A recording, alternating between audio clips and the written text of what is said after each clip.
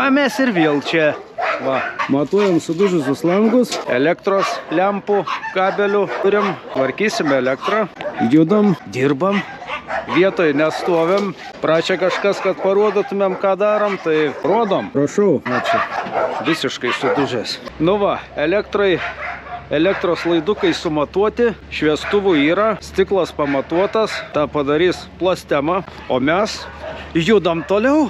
Taip pat pasimatuosim nuvažiavę dar kokią dieną stogo dangą, kurią reikia pakeisti, kad vanduo nebėgtų ant galvos. Nupirksim gydymo paslaugų kupono iš veterinarijos klinikos ir visą tai padarysim iki kalėdų, kad kažkam kalėdos būtų šiltesnės, jaukesnės, gražesnės, o kas prie viso to prisideda, viskas parašyta aprašyme. Ačiū visiems, kurie prisideda nemažai, o tie, kas norit prisidėti, tai Šiaulių gyvūnų globos namų gyventojai laukia visų.